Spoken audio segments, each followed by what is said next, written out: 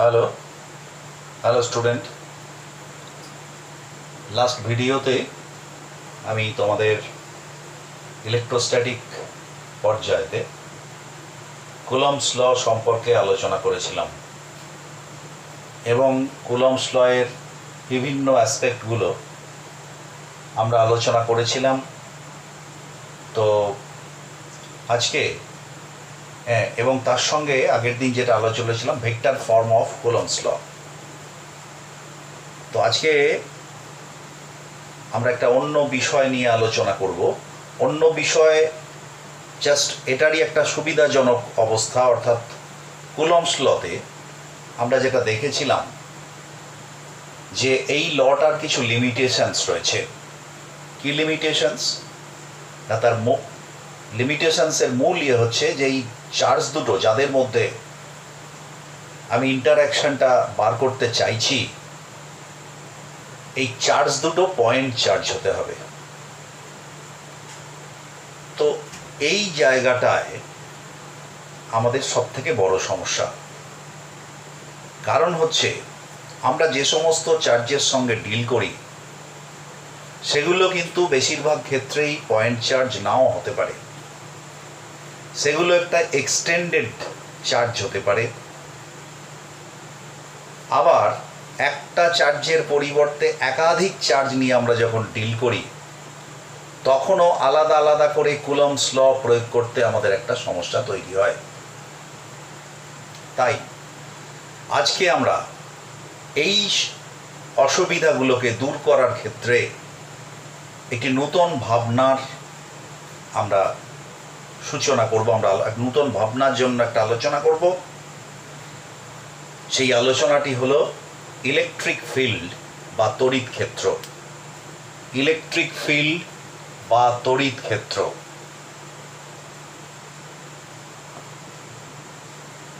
Electric field বাংলায় হচ্ছে তড়িৎ ক্ষেত্র। এখন প্রশ্ন হচ্ছে, এই যে তড়িৎ ক্ষেত্র, এটা কি? তড়িৎ ক্ষেত্র মানে তড়িতের জন্য ক্ষেত্র। এখানে ক্ষেত্র মিন্স স্পেস, এখানে ক্ষেত্র মানে স্পেস। তাহলে এখানে তড়িৎ বলতে যেটা বোঝায় সেটা হচ্ছে আধান। তার মানে স্পেসের কোনো একটা জায়গায় যদি একটি আধানকে রাখা হয় তাহলে সেই আধানের আশেপাশে কোনো জায়গায় কোনো দূরত্বে যদি অন্য আরেকটি আধান থাকে তাহলে এই দ্বিতীয় আধানটিকে প্রথম আধান একটা বল প্রয়োগ করবে। সে বল আকর্ষক হতে পারে, সে বল বিকর্ষক হতে পারে, কিন্তু একটা বল প্রয়োগ করবে। এখন প্রশ্ন হলো যে কোথায় রাখলে বল প্রয়োগ করবে? এর কোনো কি নির্দিষ্ট দূরত্ব আছে? না, ওই আধানের পাশাপাশি যে কোনো জায়গায় যদি আমি অন্য একটা আধানকে রাখি তাহলে বল প্রযুক্ত হবে, কিন্তু সেই বলের মান কিন্তু বিভিন্ন দূরত্বের জন্য বিভিন্ন হবে। সেটা কিন্তু আমরা কুলম্বস ল থেকেই দেখতে পাই। আমি যদি এফ মড লিখি, অর্থাৎ বলটার শুধু মানটা লিখি, তাহলে এসআই পদ্ধতিতে আমরা দেখতে পাই 1/4πε0 Q/r²। এখন Q/0টা কি? আমি ধরে নিলাম এইখানে একটা আধান আছে Q। এই আধানের আশেপাশে ধরে নিলাম এইখানে আর দূরত্বে আরেকটি আধান আছে। এই দুটো আধানের মধ্যবর্তী দূরত্ব হচ্ছে আর। এই দুটো আধানের মধ্যবর্তী দূরত্ব হচ্ছে আর। তাহলে এই আধানের ওপর এই আধান এই পরিমাণ বল প্রয়োগ করবে, অর্থাৎ 1/4πε0 Q/r²। এখন প্রশ্ন হচ্ছে যে এই আর এর মান তুমি যদি বিভিন্ন করো তাহলে কি হবে?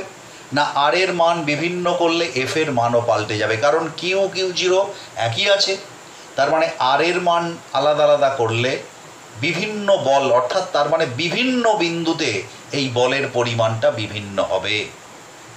এখন এখান থেকে স্বাভাবিকভাবে দেখা যাচ্ছে যে এই আধানটার চারপাশে যেখানে খুশি আমরা যদি এক্স ওয়াই জেড অক্ষ নিই, তাহলে এক্স ওয়াই জেড যে কোনো স্পেসের যে কোনো জায়গায় আমি যদি কিউ জিরো আধানকে রাখি, তাহলে কিউ জিরো আধানের ওপর একটা বল, এই আধান কাজ করবে, এই আধানের জন্য এর ওপর একটা বল কাজ করবে।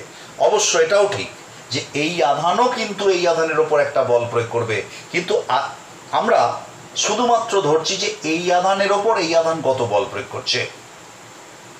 তাই আমরা এক্ষেত্রে যেহেতু এই আধানের জন্য আমি এর ওপর বল প্রয়োগ করছি, তাই এই আধানকে বলছি আমরা সোর্স চার্জ। এই আধানকে বলছি আমরা সোর্স চার্জ, বাংলায় বললে হবে উৎস আধান। উৎস আধান। আর এটাকে আমরা বলবো টেস্ট চার্জ। এটাকে আমরা কি বলবো?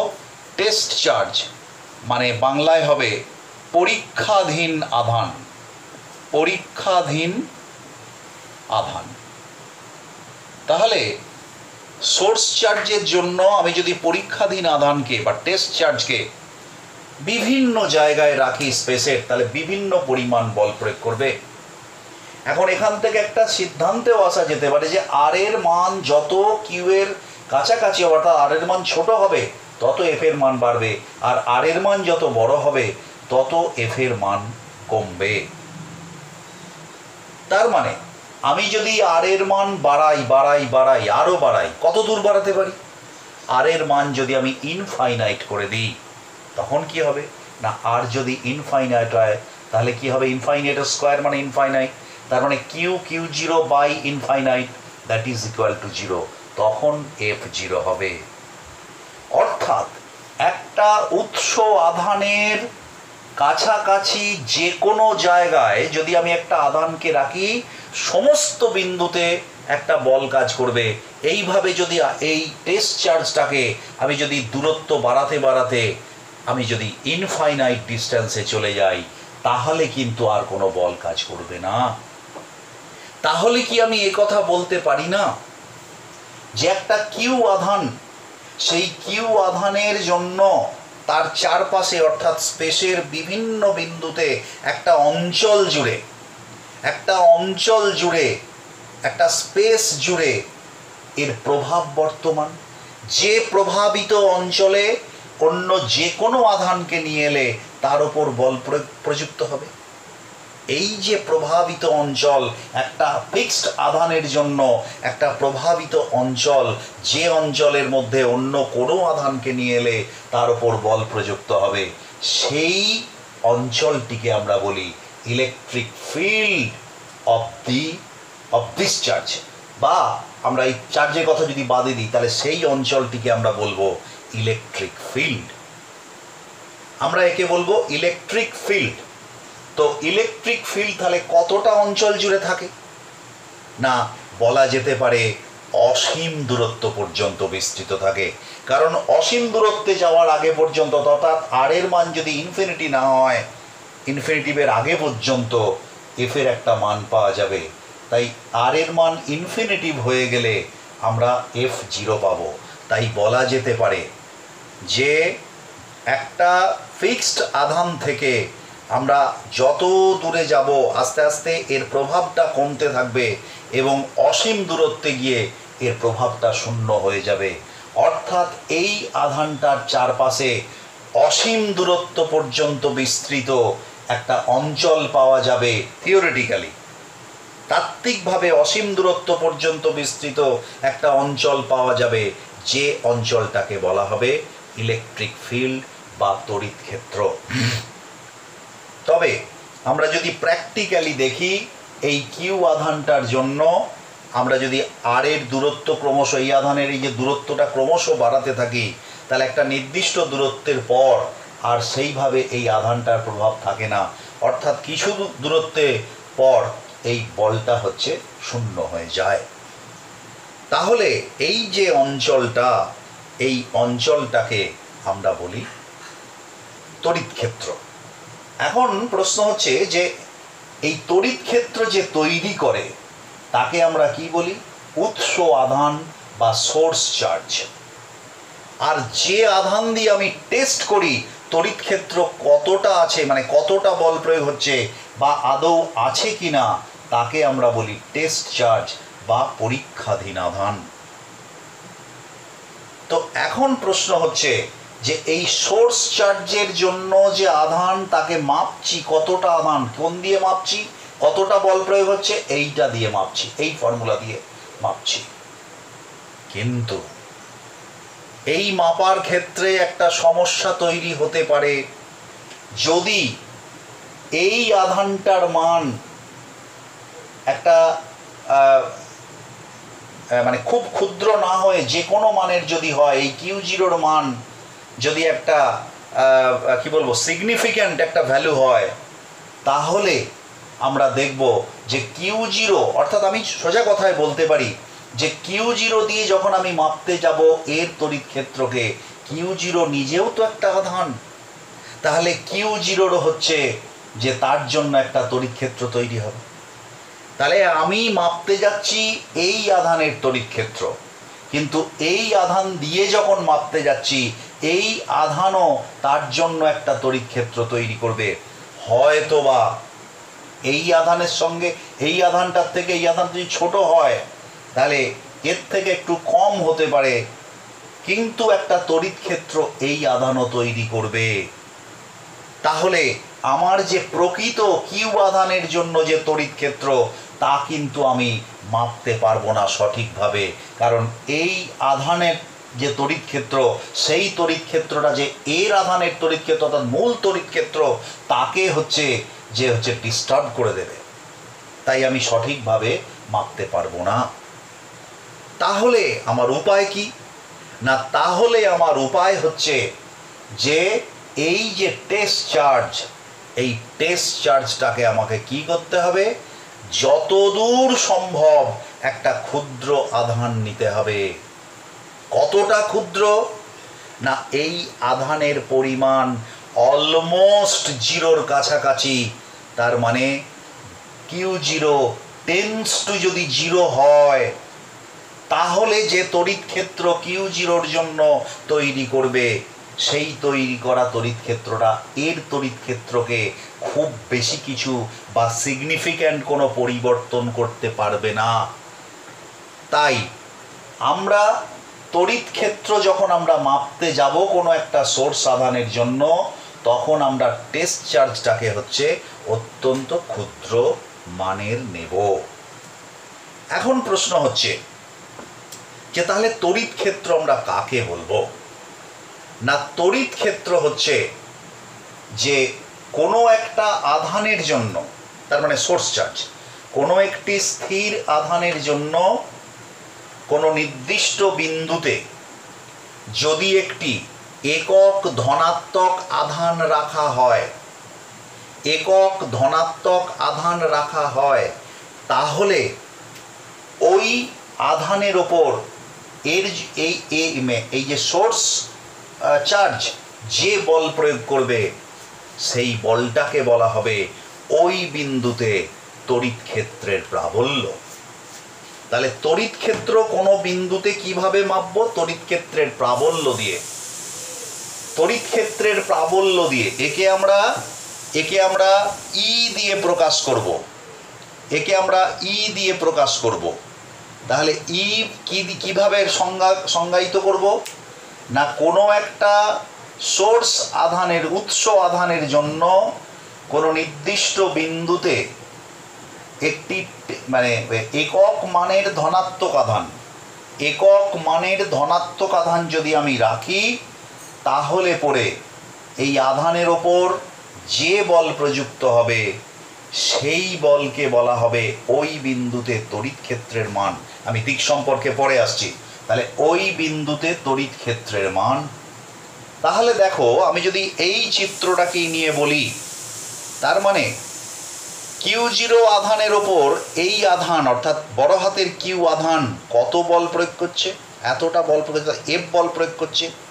তার মানে আমি বলতে পারি কিউ জিরো আধানের ওপর প্রযুক্ত বলের মান কত? এফ। আমি যদি ধরে নিই এটা ধনাত্মক আধান, তাহলে Q0 আধানের ওপর প্রযুক্ত বল হচ্ছে এফ। তাহলে একক আধানের ওপর প্রযুক্ত বল কত? F/Q0। তাহলে এই F/Q0কে আমি বলবো তড়িৎ ক্ষেত্রের প্রাবল্য ই, অর্থাৎ F/Q0।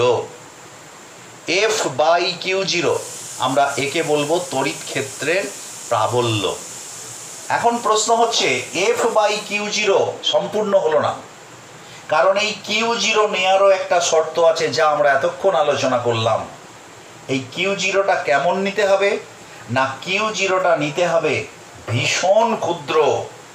তাই আমরা বলতে পারি এখানে একটা ই যখন F/Q এ Q0 সমান হবে, তখন এখানে আমরা বলতে পারি limit del Q tends to 0 যদি হয়, তাহলে একে আমরা বলবো তড়িৎ ক্ষেত্রের প্রাবল্য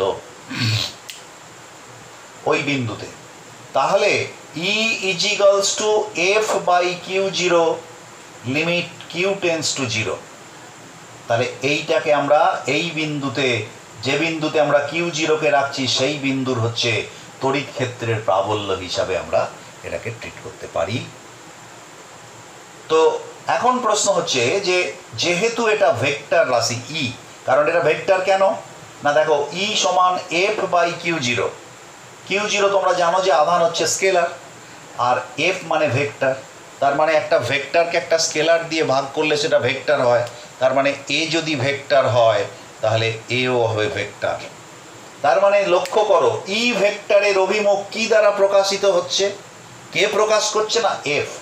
অর্থাৎ কোনো একটা বিন্দুতে, যদি কোনো তড়িৎ ক্ষেত্রের কোনো বিন্দুতে যদি আমি একটা Q0 আধান রাখি, তাহলে সেই আধানের ওপর যে অভিমুখে বলটা কাজ করবে সেটাই হবে তড়িৎ ক্ষেত্রের অভিমুখ। অর্থাৎ তড়িৎ ক্ষেত্রের অভিমুখ হলো এফ এর অভিমুখে। তাহলে এখানে আমরা E ইজিক্যালস টু F/Q0 একটা সম্পর্ক পেলাম, যেখানে কিনা লিমিট Q0 টেন্ডস টু 0। এখন এখানে একটা স্বাভাবিকভাবে একটা প্রশ্ন উঠবে তোমাদের মধ্যে, যেটা হচ্ছে যে স্যার এটা কেন প্লাস কিউ অর্থাৎ ধনাত্মক আধান কেন নেওয়া হয়েছে? এটা অন্য কোনো কারণ নয়, এটা হচ্ছে একটা কনভেনশন। অর্থাৎ ইন্টারন্যাশনাল লেভেলে এটাই একটা কনভেনশন, সবাই মিলে আমরা ঠিক করেছি যে হচ্ছে ধনাত্মক আধানকে আমরা ওখানে ধরবো। কারণ স্বাভাবিকভাবেও দেখবে আমরা যখন কোনো বিভিন্ন রাশির মধ্যে যোগ বিয়োগ ইত্যাদি করি, অ্যাকচুয়ালি প্লাসটাই হচ্ছে আসল। বাদবাকি আমি তোমাদের আগের ভিডিওতে বলেছি যে প্লাসই হচ্ছে আসল, বিয়োগ মানেও যোগ, গুণ মানেও যোগ। আসলে সেই জন্যে যোগ, সেই জন্যে ধনাত্মক আধানটা কি এখানে আমরা নিয়েছি। এখন যদি ঋণাত্মক আধান রাখি তাহলে কি হতে পারে না, তাহলে বলটা ধনাত্মক আধানের জন্য যেদিকে কাজ করছিল ঋণাত্মক আধানের জন্য তার উল্টো দিকে কাজ করবে। তার মানে একটা মাইনাস চিহ্ন আসবে, তার মানে উল্টো দিকে। তার মানে কোনো একটা বিন্দুতে যদি ধনাত্মক আধান রাখি, যদি সেটা মানে ডান দিকে দক্ষিণ দিকে যদি কাজ করে মানে ইটা বা বলটা, তাহলে ওই বিন্দুতে যদি একটা ঋণাত্মক আধান রাখি তাহলে তার উল্টো দিকে অর্থাৎ উত্তর দিকে বা বাম দিকে কাজ করবে। তো তাহলে পরে এইটা আমরা একটা ধারণা এখান থেকে পেলাম এরকম। তো এখন ব্যাপার হচ্ছে যে তাহলে আমরা এখান থেকে যেটা বুঝতে পারলাম যে একটা আধান, শুধু আধান কেন, এবার আমি এটা আধান দিয়ে বললাম, এই আধানের পরিবর্তে যদি আমরা কোনো এক্সটেন্ডেড, ধরো একটা মানে কি বলে নিরবিচ্ছিন্ন আধান, ধরো একটা গোলককে আহিত করেছি, তাহলে সেই গোলকের জন্য একটা তড়িৎ ক্ষেত্র তৈরি হবে। শুধু আধানের জন্য নয়, যে কোনো মানে আহিত বস্তুর জন্য একটা তড়িৎ ক্ষেত্র তৈরি হবে। এই সুবিধা নেয়ার জন্যেই কিন্তু আমরা তড়িৎ ক্ষেত্রের ধারণাটার এখানে প্রবর্তন করেছি। অর্থাৎ যদি আমরা বিন্দু আধানে মানে কুলম্বের সূত্র দিয়ে আমরা যদি বার করতাম, তাহলে সেক্ষেত্রে বিন্দু আধান ছাড়া আমরা কাজ করাতে পারতাম না। কিন্তু যখন আমরা তড়িৎ ক্ষেত্রের ধারণাকে নিয়ে আসছি, তখন আমরা যে কোনো ধরনের আধান, নিরবিচ্ছিন্ন আধান হতে পারে, অনেকগুলি আধান একসঙ্গে গুচ্ছ আধান হতে পারে, সব ক্ষেত্রেই আমরা তড়িৎ ক্ষেত্রের ধারণাকে কাজে লাগিয়ে কোনো বিন্দুতে কোনো আধানের ওপর কত বল প্রয়োগ করছে, কোন দিকে কাজ করছে, সমস্ত ধারণাগুলি আমরা এখানে পেয়ে যেতে পারি। এইবারে আমরা যেটা বলবো দুটো, এটা মুছে দিচ্ছি।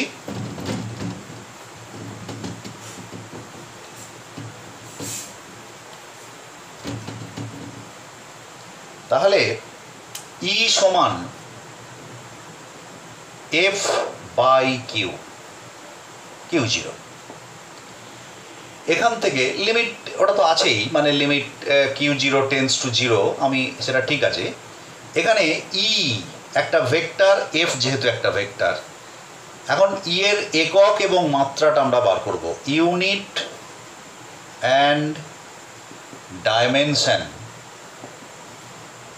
Of E. ইউনিট কত হবে? ইউনিট আমরা বলেছি সবই এসআই ইউনিট ব্যবহার করব। Unit of E F by Q zero. F এর একক কি? এসআই পদ্ধতিতে নিউটন, আর কিউ মানে আধান, তার মানে নিউটন পার কুলম, তার মানে newton coulomb inverse, newton coulomb inverse. Similarly আমরা ডাইমেনশন কত হবে? Dimension of E F by Q, F এর ডাইমেনশন কত? M L T to the power -2 divided by I T বা এটি। এটা আই হচ্ছে তড়িৎ প্রবাহ।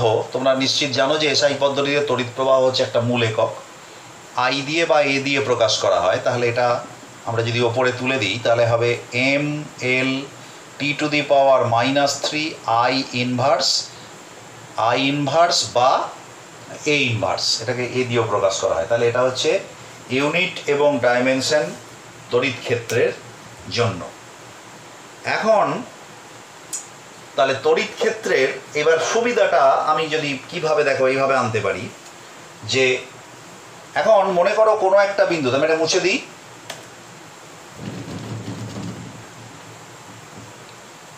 ধরো কোনো একটা বিন্দুতে, একটা তড়িৎ ক্ষেত্রের মধ্যে কোনো একটা বিন্দুতে তড়িৎ ক্ষেত্রের প্রাবল্য, তড়িৎ ক্ষেত্র প্রাবল্য হচ্ছে ই। একটা নির্দিষ্ট দিক আছে, ধরো এই দিক আমি ধরে নিলাম, তড়িৎ ক্ষেত্রের প্রাবল্য হচ্ছে ই। তার মানে তড়িৎ ক্ষেত্রের প্রাবল্যের সংজ্ঞায় আমরা কি বলেছি? একক আধানের ওপর যে বল কাজ করে। এখন যদি এইখানে আমরা একটা কিউ আধান এখানে রাখি, তাহলে এর ওপর কত বল কাজ করবে? একক আধানের ওপর যদি ই বল কাজ করে, তাহলে কিউ আধানের ওপর কত বল কাজ করবে? F equals to q into E. এখানেও দেখো একই, এটা স্কেলার, এটা ভেক্টর, এটা ভেক্টর, তার মানে ই এর দিক, এফ এর দিক, তার মানে F equals to Q E. অর্থাৎ কিউ ই তড়িৎ ক্ষেত্রে কিউ মানের আধান রাখলে সেই আধানের ওপরেতে যে বল কাজ করবে সেটা হচ্ছে কিউ ই। এখন আমরা বলতে পারি, তাহলে এইভাবে একটা ধারণা আমরা নিয়ে আসতে পারি। তো এখানে প্রসঙ্গক্রমে একটা কথা বলা যেতে পারে যে ইলেকট্রিক ফিল্ড, আমরা তাদের মান এবং দিক, যেহেতু এটা ভেক্টর রাশি, তাদের ম্যাগনিটিউড এবং ডিরেকশনের ওপর ভিত্তি করে ইলেকট্রিক ফিল্ড আমরা বলতে পারি দুই ধরনের। ইলেকট্রিক ফিল্ড একটা হচ্ছে ইউনিফর্ম, আর একটা হচ্ছে নন uniform.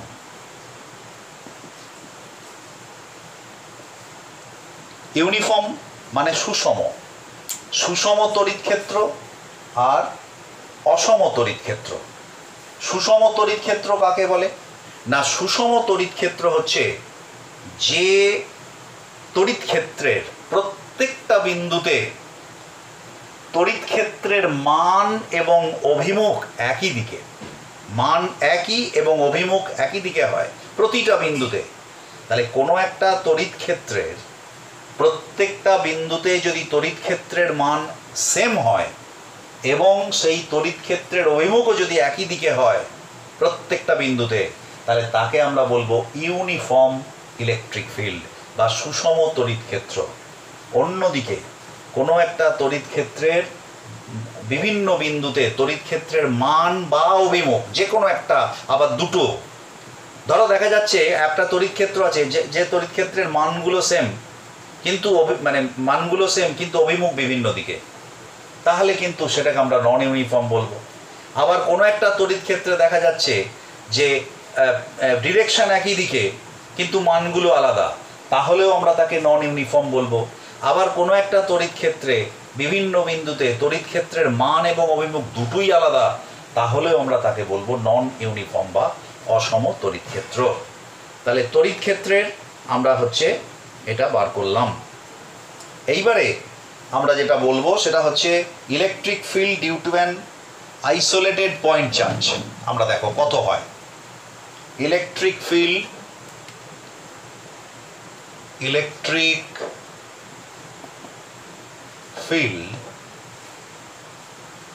Due to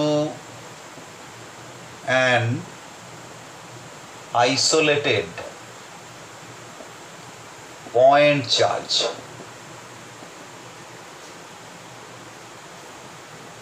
isolated point charge মানে একটা বিচ্ছিন্ন একটা বিন্দু আধান, তার জন্য তোমার তড়িৎ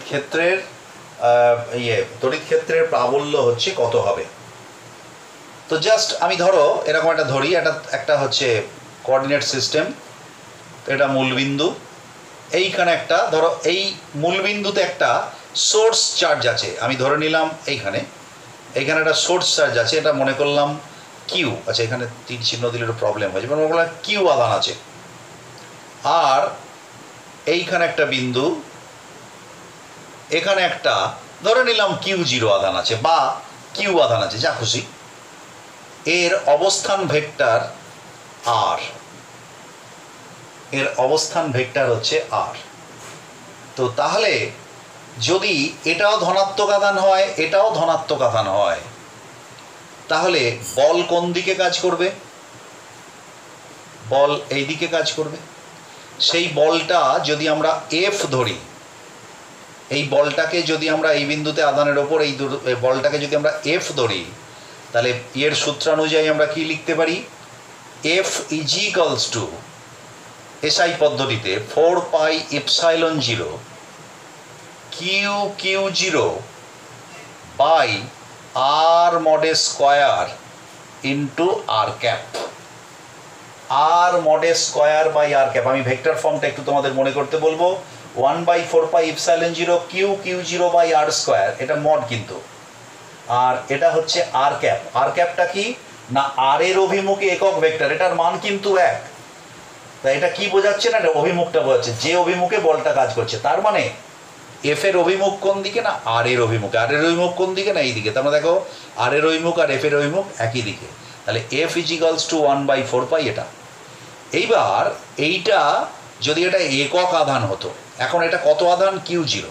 তাহলে কিউ জিরো আধানের ওপর বল কাজ করে এটা, তাহলে একক আধান বা এক আধানের ওপর ঐকিক নিয়মে আমরা বার করতে পারি। তাহলে বল চার্জ করবে, এ বল প্রয়োগ হবে কত না, সেটাই তোমার তড়িৎ ক্ষেত্রের প্রাবল্য। তাহলে E is equals to F by Q zero, তার মানে 1/4 pi epsilon 0 Q zero by Q zero into r মডে স্কোয়ার ইন্টু আর ক্যাপ। তার মানে ই সমান আমরা লিখতে পারি 1/4 পাই এপসাইলন 0।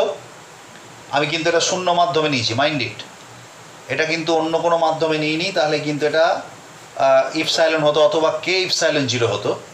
তো এখানে এই কিউ জিরো কেটে গেল, তার মানে কিউ বাই আর স্কোয়ারের মড ইন্টু আর ক্যাপ, আর ক্যাপ। এবার আর ক্যাপটাকে তুমি এই ফরম্যাটেও লিখতে পারো। আর ক্যাপ মানে আমরা কি লিখতে পারি? একক ভেক্টর সমান কি না, একক ভেক্টর সমান হচ্ছে মূল vector divided by mod of this vector. তার মানে আমরা এটা এরমভাবে লিখতে পারি না, ই সমান 1/4 পাই এপসাইলন 0 কিউ বাই এটা আর মড আর এটাও তো আর মড, একই তো এটা। তার মানে আর কিউব, মডের কিউব, আর এটা হয়ে যাবে আর ভেক্টর হয়ে যাবে, মানে এই ভেক্টরটা মানে আর বাই আর এটা লিখলাম, তার মানে এটার সঙ্গে গুণ হয়ে গেল, আর কিউব হয়ে গেল। আর হচ্ছে তার মানে E is directed along r vector, অর্থাৎ আর ভেক্টর যেদিকে সেদিকেই এটা কাজ করছে। এখন তাহলে এটা হচ্ছে ই এর দিক, এইবার মনে করো এই আধানটা যদি মাইনাস হতো, এইটাকে আমি প্লাস ধরেছিলাম, তো এই আধানটা যদি মাইনাস হতো তাহলে কি হতো না, মাইনাস হলে তোমার এইখানে আমি মাইনাস বসাতাম, এখানে মাইনাস বসাতাম, এখানে মাইনাস বসাতাম, এখানে মাইনাস বসাতাম, অর্থাৎ যেটা হতো আমি ধরে দিলে যদি সেই এটা যদি ই প্রাইম ধরি আমরা, ওই ওই ওই তড়িৎ ক্ষেত্রের প্রাবল্যের অভিমুখে যদি ই প্রাইম ধরি তাহলে ই প্রাইম সমান মাইনাস ই, কারণ এটা মাইনাস চলে আসছে, এই কিউটা যদি মাইনাস বসাতাম এটা মাইনাস চলে আসছে, অর্থাৎ কিনা এটা প্লাস আধান হলে, উৎস আধানটা যদি প্লাস আধান হয় তাহলে তড়িৎ ক্ষেত্রের অভিমুখ যেদিকে হবে, আর উৎস আধানটা যদি মাইনাস হয় তাহলে তড়িৎ ক্ষেত্রের অভিমুখ হবে তার বিপরীত দিকে। অর্থাৎ ই প্রাইম যদি মাইনাস আধানের জন্য তড়িৎ ক্ষেত্রের ই প্রাইম যদি হচ্ছে এইটা মাইনাস, উৎস আধানটা যদি মাইনাস হয় তার জন্য তড়িৎ ক্ষেত্রের প্রাবল্য হয় এই বিন্দুতে, তাহলে এই আগেরই আর ই প্রাইমের সঙ্গে রিলেশন কি, E prime is equals to minus E, তার মানে মড সমান ই প্রাইম আর ই এর মড, অর্থাৎ মানে সমান কিন্তু দিক হচ্ছে বিপরীত। তো তাহলে একটা তোমার তোমার এর জন্য একটা হচ্ছে বিন্দু আধানের জন্য আমরা তড়িৎ ক্ষেত্রের প্রাবল্যের যে সেটা হচ্ছে যে এক্সপ্রেশন সেটা আমরা লিখলাম। এইবার আমরা একটুখানি ভেক্টর ফর্মে, অর্থাৎ একক ভেক্টরের টার্মে, তোমরা নিশ্চিত জানো ক্লাস 11-এ তোমরা পড়েছো যে একক vector I cap, J cap এবং কে ক্যাপ যথাক্রমে এক্স, ওয়াই এবং জেড ডিরেকশনে হচ্ছে একক ভেক্টর। তো সেই কনসেপ্টকে ব্যবহার করে আমরা ই এর এক্সপ্রেশন কি হতে পারে আমি আরেকবার করছি।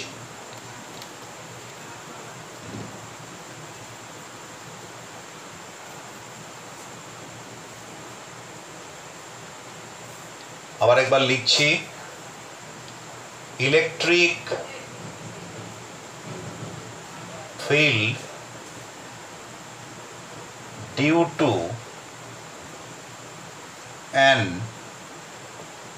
isolated point charge হয়েছে in vector form, এটা ভেক্টর ফর্মে লিখছি। আমি এখানে একটা কোঅর্ডিনেট সিস্টেম নিলাম,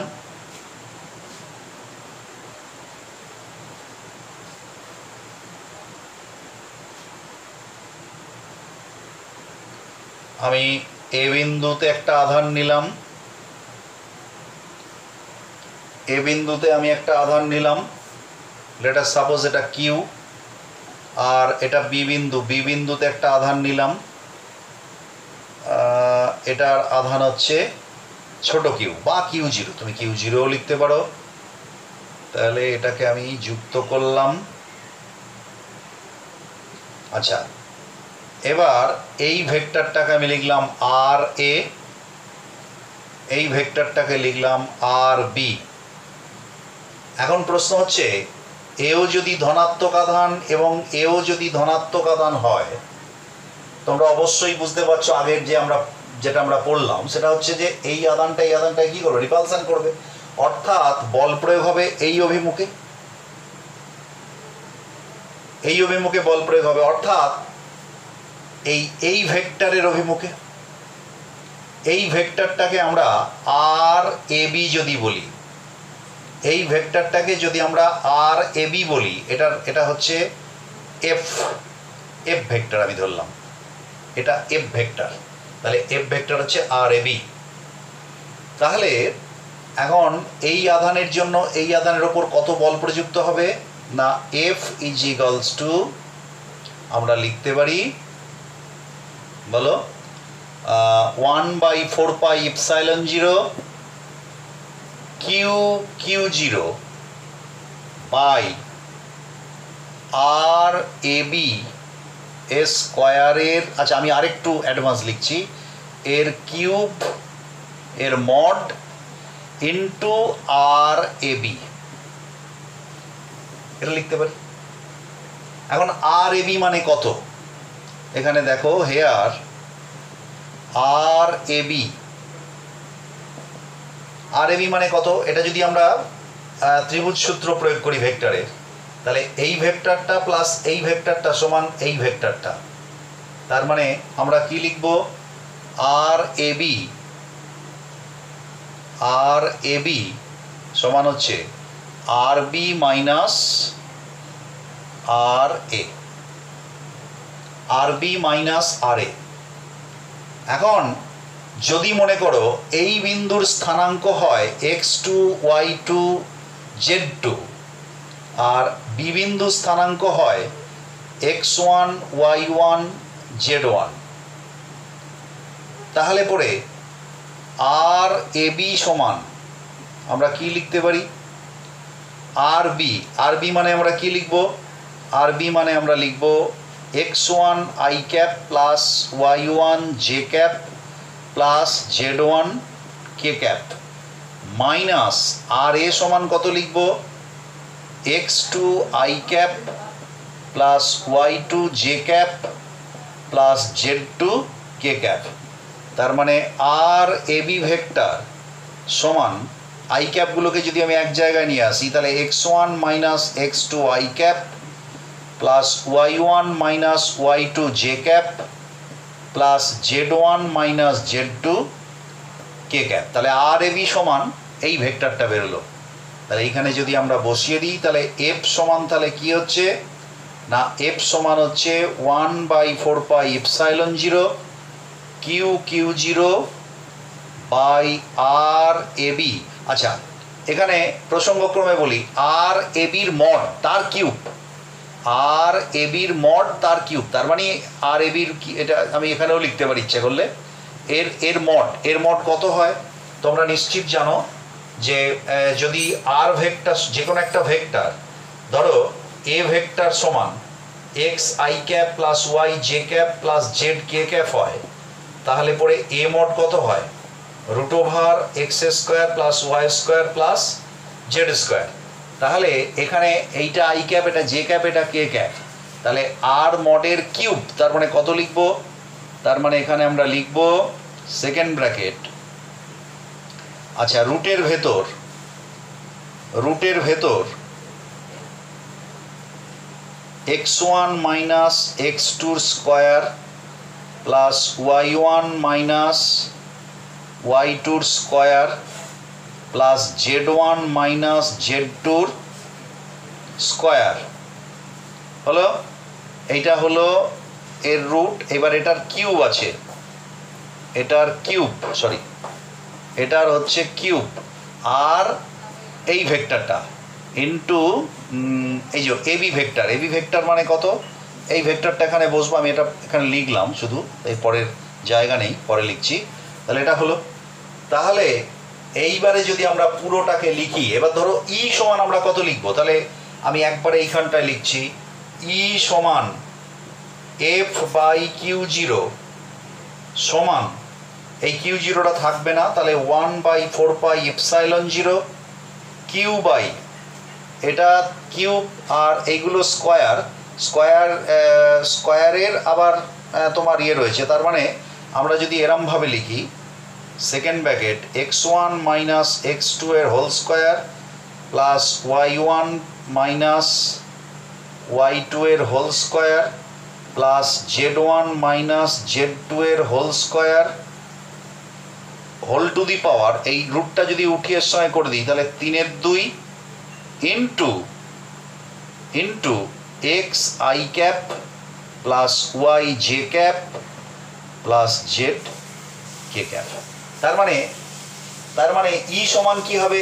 এটা তো সবার সঙ্গে কমন, তার মানে এটা ইন্টু এক্স। তার মানে আমরা যদি একটুখানি লিখি, আমি যদি এই জিনিসটা, আচ্ছা বেশ একবার লিখেই দিচ্ছি, তাহলে ই সমান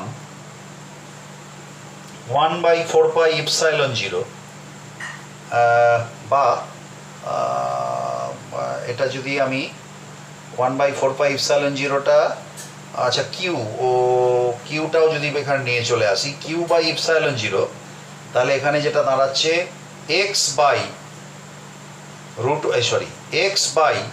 এই গোটা টার্মটা, তার মানে এইটার এই হোল টু দি পাওয়ার 3/2 এটা into I cap plus Q, বাবা এটা তুমি একটা সেকেন্ড ব্র্যাকেট দিয়ে দাও, তাহলে এটা হলো ওয়াই বাই এর ভেতরে যেটা আছে into J cap plus Z by এই ভেতরে যেটা আছে এটা হচ্ছে ইন্টু কে ক্যাপ।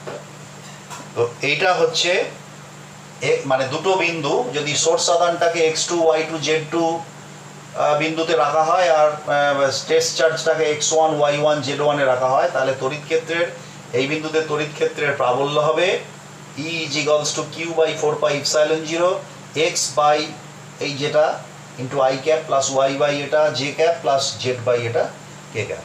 তাহলে এই হচ্ছে ভেক্টর ফর্মে আমরা বিভিন্ন হচ্ছে এই একটা বিন্দু আধানের জন্য আমরা এটা বার করলাম। এইবারে আমরা ই মড, আচ্ছা এটা তাহলে মুছে দিই, আমরা ই মডের সঙ্গে আর এর এবং আর স্কোয়ারের একটা গ্রাফ আঁকবো। দেখো আমি মুছে দিচ্ছি এটা।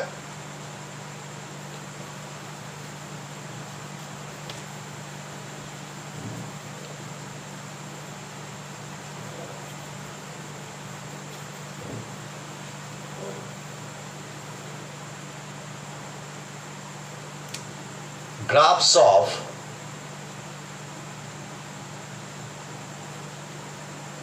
E versus R and E versus R square, এই গ্রাফটা আমরা এখন দেখো দুটো গ্রাফ কিরকম আমরা পেয়েছি।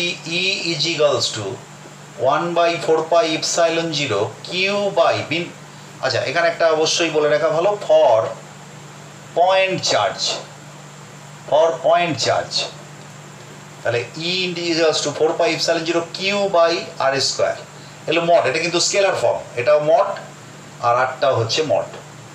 তো এখন যদি আর ভার্সেস গ্রাফ আঁকি তাহলে লক্ষ্য করে দেখো আর এর সঙ্গে ইনভার্সলি প্রপোর্শনাল, আর এর মানটা ইন্ডিপেন্ডেন্ট কোয়ান্টিটি, তাহলে এদিকে আর এদিকে ই। তুমি চিন্তা করো আর এর মান যদি দ্বিগুণ করা হয় ই এর মান কমে যাবে 4 গুণ, এর মান যদি তোমার হচ্ছে যে 3 গুণ করা হয় 3r করা হয় ই এর মান কমে যাবে e/9 হয়ে যাবে, অর্থাৎ স্কোয়ার অনুযায়ী কমে যাচ্ছে। তার মানে আর অনুযায়ী ইটা খুব দ্রুত হারে কমবে। তার মানে জাস্ট এইরকম একটা কার্ভ হতে পারে এটা।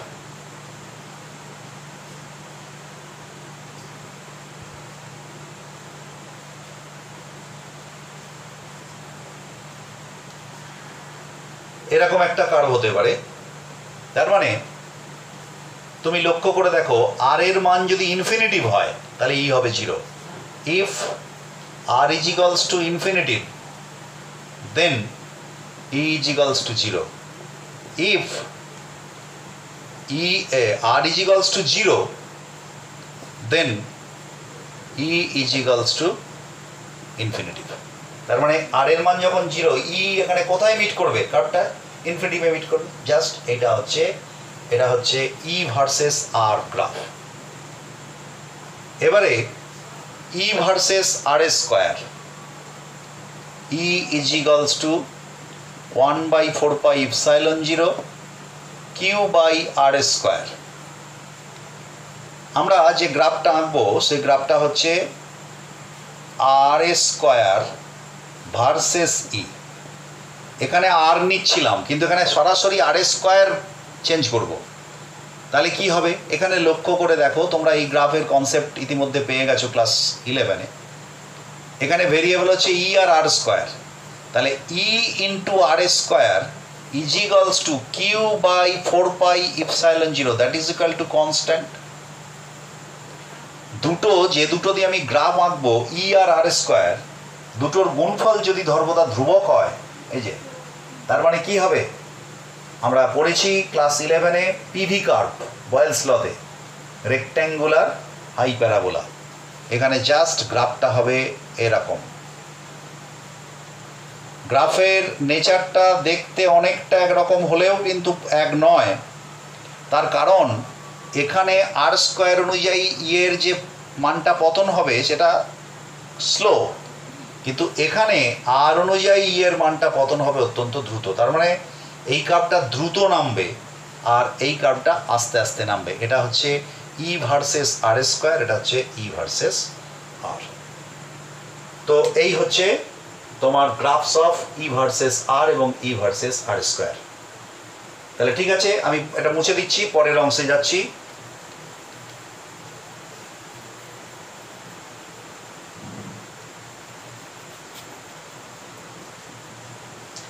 এবারে আমরা যেটা করব সেটা হচ্ছে যে তোমার electric field due to a group of charges, electric field at a point due to group of charges, এক গুচ্ছ আধান যদি থাকে এক জায়গায়, তাহলে সেক্ষেত্রে আমরা কিভাবে এখানে হচ্ছে ইয়ে করবো। তোমরা আগের দিন, আমি আগের ভিডিওতে নিশ্চিতভাবেই তোমরা মনে আছে তোমাদের, আমি যেটা বলেছিলাম যে যদি দুটো আধানের মধ্যে আমরা বল ইন্টারঅ্যাক্টিভ ফোর্স যদি নির্ণয় করি, তাহলে তৃতীয় কোনো আধানের কোনো অস্তিত্ব নেই। তাহলে একসঙ্গে যদি অনেক আধান থাকে, তাহলে একটা আধানের ওপর ক্রিয়াশীল বলের মান আমরা কী করে বার করব না, ওই প্রত্যেকটা আলাদা আলাদা করে তার ভেক্টর সাম করব। এই যে নীতি, এই নীতিকে আমরা বলেছিলাম প্রিন্সিপাল অফ সুপারপজিশন। তো আমরা এখানেও প্রিন্সিপাল অফ সুপারপজিশন এখানে আমরা প্রয়োগ করব বিন্দু আধানের জন্য, পয়েন্ট চার্জের জন্য। ই যদি হচ্ছে if E is the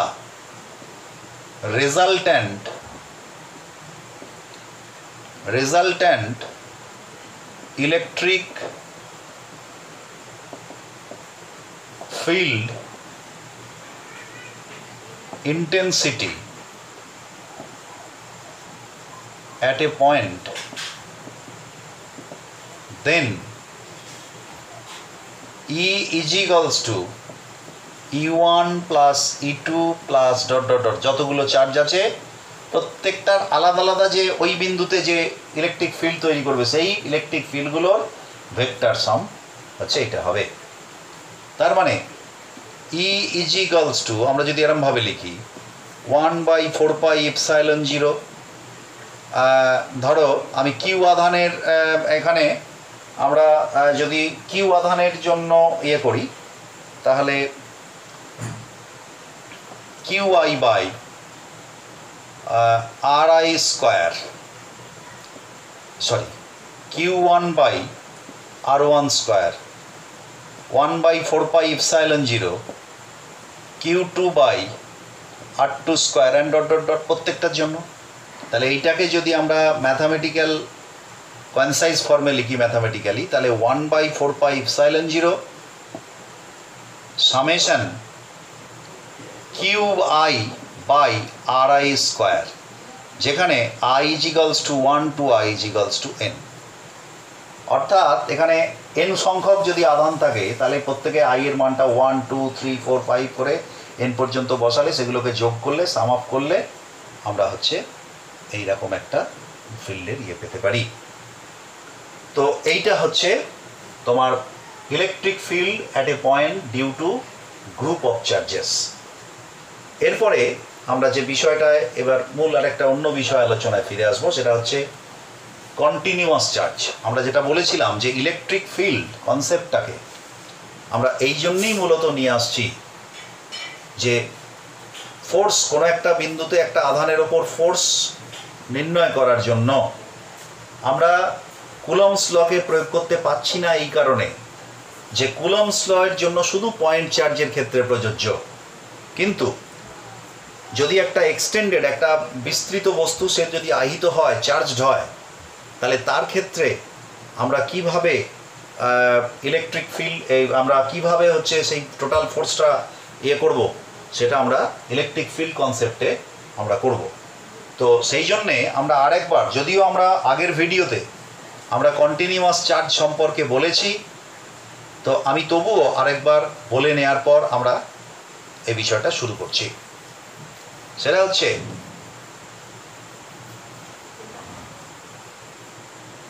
continuous charge distribution. Continuous charge মানে একটা বিস্তৃত বস্তুতে তুমি আধান দিলে সেটা কন্টিনিউয়াসলি বিভিন্নভাবে এটা থাকতে পারে। তো ডিস্ট্রিবিউশন কিভাবে থাকতে পারে? এক, ওয়ান ডাইমেনশনে থাকতে পারে। দুই, টু ডাইমেনশনে থাকতে পারে চার্জটা। তিন, থ্রি ডাইমেনশনে থাকতে পারে। তাহলে ওয়ান ডাইমেনশনে যখন চার্জটা থাকবে কিরকম? ধরো একটা খুব সরু একটা রড কিংবা সরু একটা তার, তার মধ্যে যদি আমি চার্জটা দিই, আমরা এখানে ধরে নিতে পারি যে সেই চার্জটা তার পুরো দৈর্ঘ্য বরাবর সুষমভাবে চার্জটা থাকবে। তো সেক্ষেত্রে তাকে আমরা বলি one dimensional charge distribution. One dimensional charge distribution বা এর আরেক নাম হচ্ছে লিনিয়ার চার্জ ডিস্ট্রিবিউশন। তো লিনিয়ার ওয়ান ডাইমেনশনাল বা এখানে হচ্ছে linear charge distribution. Linear charge distribution. তো মনে করো একটা লম্বা এল দৈর্ঘ্যের একটা তার আছে, এর মধ্যে আমি কিউ পরিমাণ আধান দিলাম, তাহলে প্রতি একক দৈর্ঘ্যে কত থাকবে? কিউ পরিমাণ এল দৈর্ঘ্যে থাকে কিউ পরিমাণ আধান, একক দৈর্ঘ্যে কত থাকবে? Q by L. তাহলে charge per charge per unit length কত হবে? Q by L. একে আমরা ল্যামডা দিয়ে প্রকাশ করব। কিউ বাই এল একে আমরা ল্যামডা দিয়ে প্রকাশ করব। আর এই ল্যামডাকে আমরা বলি linear charge density. Linear charge density. Similarly যখন আমরা একটা কোনো ক্ষেত্রের ওপরে, একটা সারফেসের ওপরেতে আমরা চার্জটাকে দেব, যদি সুষমভাবে সারফেসের ওপরেতে চার্জটা ডিস্ট্রিবিউটেড হয় বা সারফেসের ওপরে চার্জটা ডিস্ট্রিবিউটেড হয়, তাহলে সেক্ষেত্রে সারফেস মানে কটা ডাইমেনশন? দুটো। সেক্ষেত্রে আমরা বলবো টু ডাইমেনশনাল চার্জ ডিস্ট্রিবিউশন। তাহলে এই রকম মনে করো, যদি আমরা একটা এ ক্ষেত্রফলের একটা প্লেট থাকে, তার মধ্যে কিউ পরিমাণ চার্জ আমি যদি দিই, তাহলে পরে চার্জ পার ইউনিট এরিয়া কত হবে? ইউনিট এরিয়া এটা হবে কিউ বাই এ। একে আমরা বলবো সিগমা দিয়ে প্রকাশ করব। একে আমরা বলবো সুপারফিশিয়াল চার্জ ডেন্সিটি বা এরিয়াল চার্জ ডেন্সিটি। বাংলায় যাকে আমরা বলবো ক্ষেত্র ঘনত্ব, চার্জের ক্ষেত্র ঘনত্ব বা ক্ষেত্রফল ঘনত্ব, কিউ বাই এ। সিমিলারলি যদি চার্জটা সব দিকে ছড়ে যায়, ধরো এমন একটা বস্তু, গোলকের মধ্যে চার্জ দিলাম, অপরিবাহী গোলক, তাহলে এই চার্জটা গোলকের সব দিকে এক্স ওয়াই জেড তিনটে দিকেই ডিস্ট্রিবিউটেড যদি হয়, তাহলে এর যখন আমরা চার্জ ডেন্সিটি বার করব, কি বার করব? যেহেতু এটা গোটা আয়তনের মধ্যে বেরিয়েছে, তাহলে আয়তন মাত্রিক চার্জ ঘনত্ব বার করব, আধান ঘনত্ব। তাই জন্য সেক্ষেত্রে আমরা এটাকে বলি থ্রি ডাইমেনশনাল চার্জ ডিস্ট্রিবিউশন। তাহলে এখানে আমরা লিখতে পারি চার্জ পার ইউনিট ভলিউম, একে আমরা লিখব Q by V. Q by V মোট চার্জ দিয়েছে আর আয়তন হচ্ছে ভি। একে আমরা রো দিয়ে প্রকাশ করি এবং এর নাম আমরা বলবো ভলিউমেট্রিক চার্জ ডেন্সিটি। তো যেরকম বস্তু আকৃতি এবং প্রকৃতি সেই অনুযায়ী তিনভাবে কন্টিনিউয়াস চার্জ ডিস্ট্রিবিউটেড হতে পারে, লিনিয়ারলি ডিস্ট্রিবিউটেড হতে পারে বা ওয়ান ডাইমেনশনে ডিস্ট্রিবিউটেড হতে পারে, হচ্ছে যে এরিয়াল ডিস্ট্রিবিউশন হতে পারে বা টু ডাইমেনশন ডিস্ট্রিবিউশন হতে পারে, আর হচ্ছে ভলিউমেট্রিক ডিস্ট্রিবিউশন হতে পারে বা থ্রি ডাইমেনশনে ডিস্ট্রিবিউশন হতে পারে। তো লিনিয়ারলি যদি হয় তাহলে লিনিয়ার চার্জ ডেন্সিটি, আর টু ডাইমেনশনে যদি হয় এরিয়াল বা সুপারফিশিয়াল চার্জ ডেন্সিটি, আর যদি গোটা ভলিউম জুড়ে হয় তাহলে ভলিউমেট্রিক চার্জ ডেন্সিটি। এগুলোকে আমরা ল্যামডা, সিগমা এবং রো দিয়ে প্রকাশ করি। স্বাভাবিকভাবে এর এককটা বার করাটাও আমরা সহজে বার করতে পারি। যেমন লিনিয়ার চার্জ ডেন্সিটির ইউনিট কী হবে? চার্জ পার লেংথ, তার মানে এসআই মেথডে কুলম মিটার ইনভার্স, এক্ষেত্রে হবে coulomb metre two the power -2, আর এখানে হবে coulomb metre two the power -3 বা কুলম পার মিটার কিউব। তো এই হচ্ছে তোমার কন্টিনিউয়াস চার্জ ডিস্ট্রিবিউশন। এইবারে আজকে আমরা আমি জানি না কতটা কি টাইম হলো, আচ্ছা আমি এটা মুছছি।